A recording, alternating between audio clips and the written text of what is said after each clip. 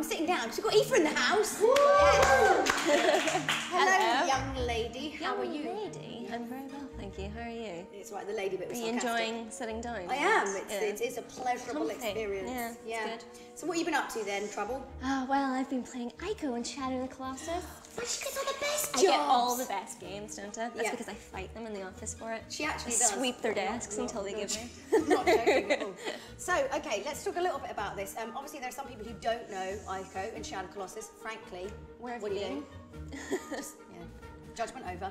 Let's talk a little bit about it. So it's an HD remake. Yes, it's shiny and, well, nice, and I'll reserve judgment on that until you see the review. But which is your favourite? This one, without a shadow of a doubt. You've been working at Ginx way too long. Too many puns. Yeah, no, Shadow of the Colossus, one of my favourite games of all time. These two games on their own pretty much revolutionised the way people felt about the PS2 and sort of solidified the PS2's status as one of my favourite consoles. But Shadow of the Colossus, I mean, the first time you fire that up, like, I knew nothing about it and I started it, and then you're riding across these massive big fields, defeating these massive big giants on your horse. It just feels pretty good. This is the way games are supposed to feel.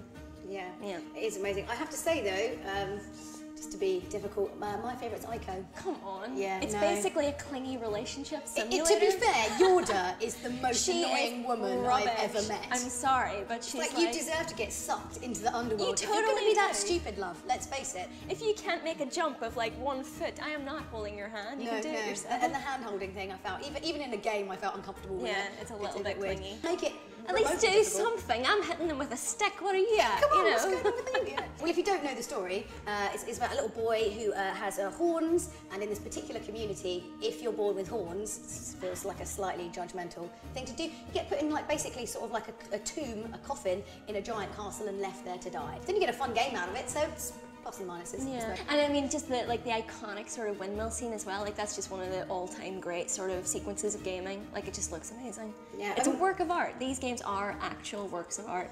And what would you say are the biggest influences that Shadow of Colossus has influenced games? Shadow of the Colossus has influenced so many games. I mean, you've got recently you have like Castlevania, Lords of Shadow, very sort of clear nods to Shadow of the Colossus in that.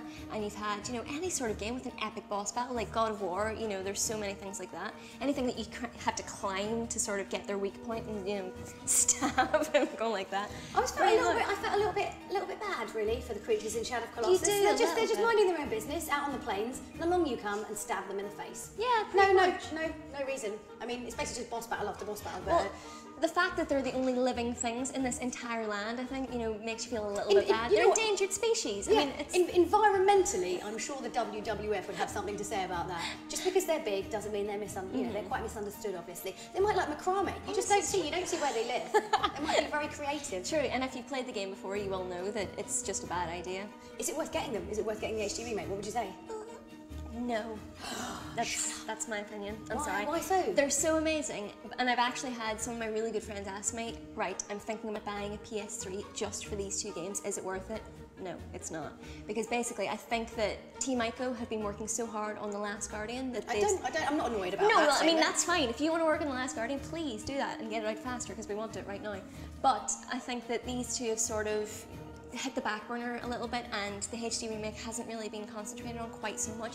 Shadow of the Colossus was amazing because it had this atmosphere and everything was a little bit foggy and a little bit sort of out of focus. And that's what made it amazing. But now that they've taken that away, it's kind of like, it sort of shows up all these little ugly bits a little bit more. Like, you can see the texture grids on the ground, and aggro, like the horse's mane and tail look kind of awful. But saying that, I'd still play this, but for the HD alone, don't get it. Get it because you love these games, and because it's handy that they're packaged together. The brilliant thing is their simplicity. Like, they'll say next to nothing, but you'll be so blown away by the story. There's no talking. There's hardly any words in these worlds. No, you just need, I mean, like, just the relationship between even Ico and Yorda, and even just Wander and Mono, the girl that he's trying to resurrect. It's just like, oh, it feels so amazing. But that's why you should get the game, not for the shiny polish. So, I believe you put together a little review for us. Put through a massive, exciting, amazing review, and yeah, you can check it out. Here it is. This is my review of Ico and Shadow of the Colossus Collection.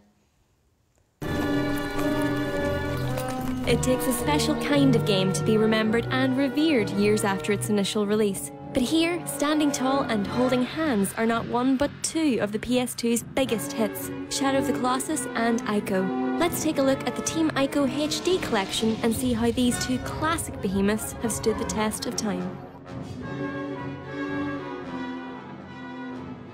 Shadow of the Colossus places you in the well-worn leather sandals of Wander, a boy who travels to a forbidden land in order to bring a young girl back to life. To do so, he will need to destroy 16 massive mythical beings on behalf of a mysterious entity named Dorman, armed only with a stolen sword, a bow, and his trusty horse Agro. Ico tells the story of the titular young boy, born with horns on his head, considered to be a bad omen by his village. Imprisoned in an abandoned castle, he meets Yorda, a fragile, childlike princess that he needs to help escape from the shadowy creatures in order to free them both. Both games showcase storytelling in its most minimal and simplistic form, but that doesn't mean they don't pack a surprisingly strong emotional punch. Much like the storytelling, the gameplay of both Ico and Shadow of the Colossus is incredibly simple and incredibly absorbing. The meat of Shadow comes in cycles. You start off at a central temple, ride forth and find and destroy the latest Colossus before ending back where you started to rinse and repeat. The skill comes in finding each monster's weak spot and exploiting it, whether that's forcing them to come down to your level or taking the fight to their dizzying heights. Ico is a perfect little puzzle solver, where you need to keep Yorda safe from harm whilst figuring out how to put your best foot forward. Like a good book you just can't put down, you'll find yourself attempting to complete them in a single sitting. Graphically, both titles were groundbreaking when they first came out, but a high-definition repackaging doesn't seem to have done them many favours. Sure, everything looks cleaner and crisper, but they lost that murky, muddy and overexposed look that just added to their otherworldly atmosphere. Without it, some of the less appealing visuals are much more noticeable. It's a shame more work didn't go into Agro's mane and tail and Shadow too, when much of that game is spent looking at the backside of your loyal horse. So, what do these games offer that no other game has since? Shadow's biggest gimmick is the fact that every monster you fight, and indeed seemingly the only living creatures in the land aside from you and your horse, are gigantic. Other titles seem to think that we want to take down enemies the size of a zombie chihuahua, but we don't want to pick on someone our own size. Here's what we really want, a genuine challenge. Ico, by contrast, is a game with little threat but huge stakes, and its fairy tale setting and charm never fail to captivate. So, how do we rate the Team Ico collection? Well, let's start by taking a look at what hasn't held up so well. Both games, aside from the slight spit and polish they've received, are pretty much completely unchanged from their PS2 days, meaning that the clunky controls, temperamental camera and short lengths are all still present and will irritate as they did the first time around. The biggest disappointment of the collection is the HD revamp itself though. It just isn't as beautiful as we'd hoped for.